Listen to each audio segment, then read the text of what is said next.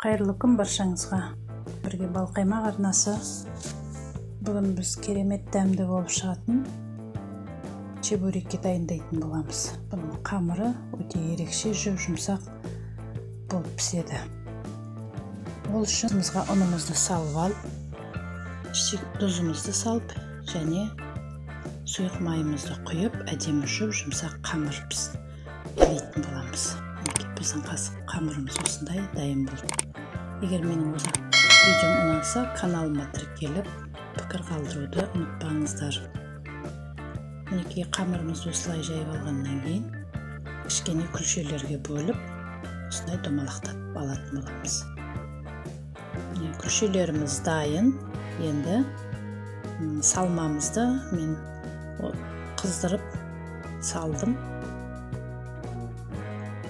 Әдемілеп чебурекилерімізді түйетін боламыз. Және әсемдік үшін вилканың көмегімен осылай әдемілеп басып шығатын боламыз.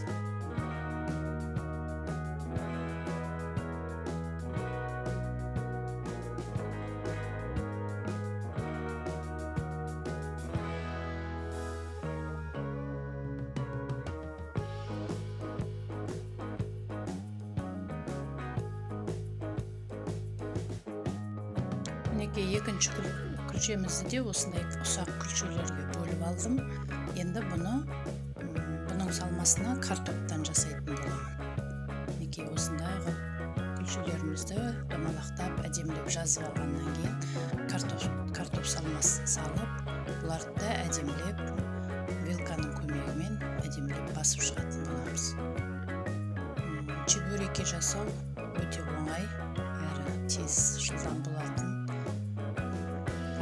Түрі 5-ші айына дайындасаңыздар, өте керемет, тәтті болады.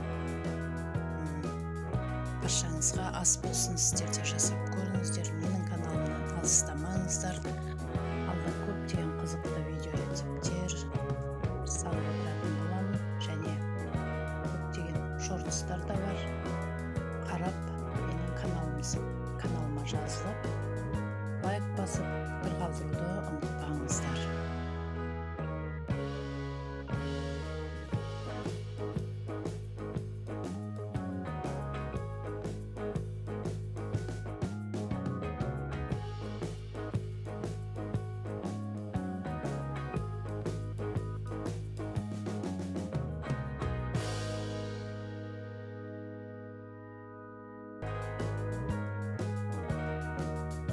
Чебурекиларымызды үстіп әдемілеп түйіп алғаннан кейін табамызға майды құйып қыздырып, осылай әдемілеп қызартып пісіріп алатын боламыз. Біздің чебурекиларымыз дайын. Бірі ет салмасымен, бірі картоп салмасымен салынғандықтан екіге бөліп қойдым. Сіздер де жасап көріңіздер. Баршаңызға ас болсын. Менің каналымнан алыстамаңыздар.